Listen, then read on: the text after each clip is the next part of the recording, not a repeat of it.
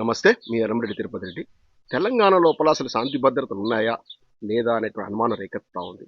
సాక్షాత్తు మన ముఖ్యమంత్రి రేవంత్ రెడ్డి గారే హోంశాఖ మంత్రిగా ఉన్నారు. నిన్నటికి నిన్న నడిబొడ్డున మాజీ డీజీపీ గారి మిసెస్‌ను అత్యంత దారుణంగా హత్య చేశారు. ఆ తర్వాత సీపీ గారు పోయి రోడ్డు మీద నిలబడితే, సుమతి గారు నిలబడితే ఆకతాయిలొచ్చేసి చేసిన కామెంట్లు మొత్తం మీడియాలో వచ్చాయి. అది అద్దం పడతా ఉంది. హైదరాబాద్ లోపల శాంతి భద్రతలు ఎట్లున్నాయని. ఆ తర్వాత చూస్తే కరీంనగర్ నడిబొడ్డున పిఎంజే జ్యువెలర్స్ లోపల గన్నులు పెట్టి మిట్ట మధ్యాహ్నం దోపిడీ. ఆ తర్వాత గంగుల కమలాకర్ గారి క్యాంప్ ఆఫీస్ మీద బీజేపీ గూండాల యొక్క దాడి. ఆ తర్వాత బీజేపీ నాయకులను కొంతమంది ముసుగులు కట్టుకుని వచ్చేసి బీఆర్ఎస్ మహిళా నేత ఇంటి మీదకి దాడికి ప్రయత్నించడం. అసలు ఏం జరుగుతా ఉంది తెలంగాణలో? శాంతి భద్రతలు ఉన్నాయా లేవా? అసలు ఏం ఏం అర్థం కావట్లేదు. ఇంకా ఇవాళ పరాకాష్ట సాక్షాత్తు కేంద్ర హోంశాఖ సహాయ మంత్రి బండి సంజయ్ గారి కుమారుడు బండి భగీరథ్ ఒక 17 ఏళ్ల బాలికకు ఆల్కహాల్ తాగిచ్చేసి పలుమార్లు అత్యాచారం చేసినట్టు రుజువులతో సహా బయటపడ్డాయి. లాస్ట్కు ఆ యొక్క కేసు నుంచి బయటపడడం కోసం ఆ పిల్ల తండ్రికి 50,000 రూపాయలు ఇచ్చినట్టు కూడా సాక్ష్యాలతో బయటపడ్డాయి. ఇంకా ఎన్నో కథనాలు వస్తున్నాయి. ఇంకా ఉల్టా బండి భగీరథ యొక్క కథనం మేరకు పచ్చ మీడియా లోపల వస్తున్నాయి. ఏంటంటే హనీ ట్రాప్ అట. అరే మీకు పిల్లలు లేరారా, మీకు అమ్మాయిలు లేరారా, ఇదేనారా పచ్చ మీడియా? మీరు ఎందుకు? అందుకే నేను పలుమార్లు చెప్పిన ఈ పచ్చ మీడియా, ఆంధ్ర మీడియా మన తెలంగాణలో అవసరమా అని. ఈ దొంగ యవలాగాళ్లకు, ఇల్లులకు కనీసం మానవతా విలువలు కూడా లేవు. ఒక అమ్మాయి మీద 17 ఏళ్ల అమ్మాయి మీద పోస్కో చట్టం ప్రకారం దురాగతం చేసినటువంటి బండి భగీరథ్ మీద కేసు అయితే దాన్ని ప్రసారం చేసేటువంటి సీన్ లేదు. ఒకటో రెండు ఛానళ్ళు వచ్చేసి పచ్చ మీడియాలో వచ్చేసి ఇంకా ఉల్టా ప్రచారం చేస్తున్నారు, హనీ ట్రాప్ అని చేస్తున్నారు. అందుకే ఈ పచ్చ మీడియాను పెట్టాలి. ఇలా ఏబిఎన్ లో కథనం లేదు, ఇలా టీవీ5 లో కథనం లేదు, ఇలా ఈ పచ్చ మీడియా ఈ మహా టీవీలో లేదు. ఏం వల్లరా? మీ వల్ల ఏం యూజ్ రా తెలంగాణకు? మా ఆడబిడ్డలకు ఏమైనా అన్యాయం జరిగితే చెప్పాలి కదరా. మరి నిజంగా తెలంగాణ మీద మీకు ప్రేమటి చెప్పాలి కదరా. ఇట్లాంటి లంగా ఛానళ్ళను పొందబెట్టాలి. ఒక్క కథనం లేదు ఈ పచ్చ మీడియాలో, కాంగ్రెస్ మీడియాలో కానీ తెలుగుదేశం పార్టీకి సంబంధించిన మీడియాలో ఒక్క కథనం కూడా ఇంత దారుణమైన సంఘటన. సాక్షాత్తు కేంద్ర సహాయ మంత్రి, హోంశాఖ సహాయ మంత్రి కొడుకు మీద పోక్పో చట్టం మీద అయితే దేశవ్యాప్తంగా సంచలనం కలగాలి, దాని మీద కథనాలే లేవు. ఇవాళ సోషల్ మీడియానే దిక్కైంది, ఇవాళ బీఆర్ఎస్ పార్టీనే దిక్కైంది. బీఆర్ఎస్ పార్టీ వాళ్ళే దీని మీద గలమెత్తుతున్నారు. మా తెలంగాణ జాతి మీద, మా తెలంగాణలో జరుగుతున్న దారుణాల మీద. తెలంగాణ అంటే ప్రత్యేక ఇంట్రెస్ట్ ఉంది కాబట్టి తెలంగాణ నాయకులే స్పందిస్తున్నారు, బీఆర్ఎస్ పార్టీ నాయకులు స్పందిస్తున్నారు. ఎక్కడ పోయినావా మా కవితమ్మ? ఇవాళ నీదేది? నీ వాగ్దాటి కలపడాలి కదా. ఎక్కడ పోయి ఈ కాంగ్రెస్ వాళ్ళకు మరి బీజేపీ అంటే పడదు కదా, బద్ద శత్రువులని చెప్పుకుంటారు కదా. ఎక్కడ పోయి ఈ కాంగ్రెస్ మహిళా నాయకురాళ్ళు? ఈ హీరోయిన్లు లేకపోతే వీళ్ళని యాంకర్లను టార్గెట్ చేసి చిట్టి పొట్టి బట్టలు వేసుకుంటారని టార్గెట్ చేసి మాట్లాడేటువంటి పెద్ద ఏదో బొంగురు గొంతు వేసుకొని ఉర్రేటువంటి ఆ సంధ్యారెడ్డి అంటే ఎక్కడ బా? ఈ కల్వ సుజాత ఎక్కడ బా? ఏది తోటి ఇచ్చే ఒక అమ్మాయిల పట్ల లేడీస్ స్పందించాలి కదా.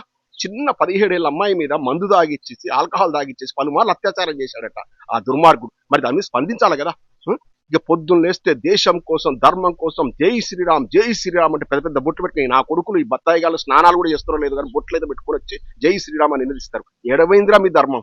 ఎక్కడ పోయినారు? మీరారా శ్రీరాముని వారసులు, శ్రీరామచంద్రుడి భగవంతుడి వారసులు మీరారా? ఇవాళ స్పందనేదిరా బత్తాయిగాళ్ళరా? స్పందనేదిరా? సాక్షాత్ ఇవాళ మీరు కాదురా పోరాటం చేయాల్సింది. ఇలాంటి దుర్మార్గుడు మా పార్టీలు ఉండకూడదు, ఇతని కొడుకు ఇట్లా చేసిండు, పోక్పో చట్టంలో ఒక అమ్మాయిని దారుణంగా ఇట్లా అత్యాచారం చేసి ఇటువంటి పార్టీ సస్పెండ్ చేయాలి. మీరు కదరా అయ్యాలా? మీ బీజేపీ నాయకురాలు కదా మాధవిలేత. ఎక్కడ పోయినావు? బాణం పట్టుకొని ఇట్లా అనుకుంటా ఓల్డ్ సిటీలో తిరుగుతావు కదా. ఇలా ఎక్కడ పోయినావు? మరి నీ స్పందనేది? ఇవాళ మీరు కదా పోరాటం చేయాల్సింది. బత్తాయిగాన్లు దేశం ధర్మం అంటారు కదా, మరి ఇలా మాట్లాడాలి కదా. ఇక్కడ పోయిందిరా మీది?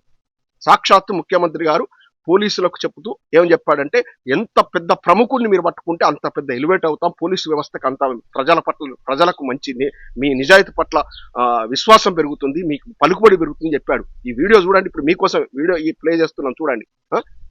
సరే, ఈ వీడియోలో చూసారు కదా ముఖ్యమంత్రి గారు చెప్పినట్టు ఇవాళ బండి సంజయ్ కొడుకుని తీసుకపోయి లోపల వేయాలి కదా, తొక్కులు పెట్టాలి కదా.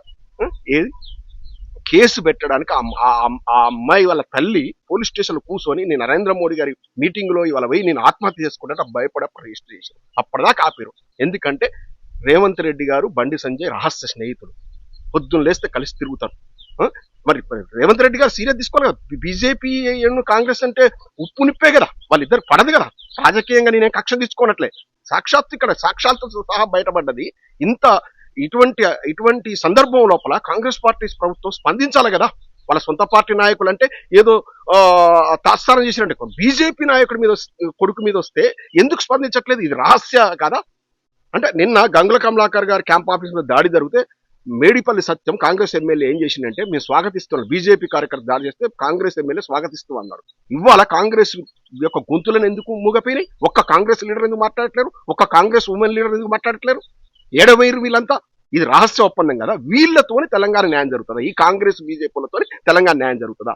ఇవాళ తెలంగాణ ఆడబిడ్డకు 17 ఏళ్ల పిల్లకు అమ్మాయికి అన్యాయం జరుగుతుంది. గొంతెత్తుతుంది తెలంగాణ సమాజం, గొంతెత్తుతుంది బీఆర్ఎస్ పార్టీ సైన్యం, గొంతెత్తుతుంది గులాబీ సైన్యం, గొంతెత్తుతున్నది బీఆర్ఎస్ నాయకులు, గొంతెత్తుతుంది తెలంగాణ మీడియా.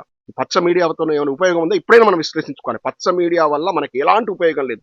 ఈ దుర్మార్గుల వల్ల తెలంగాణను నాశనం చేయడం కోసం, తెలంగాణ కల్చర్ నాశనం చేయడం కోసం, తెలంగాణ సంస్కృతి మీద ఒక చెడు వాతావరణం క్రియేట్ చేయడం కోసం మన మీద బలవంతంగా రుద్దుతున్న పచ్చ మీడియాలో ఇలా కథనాలే లేవు.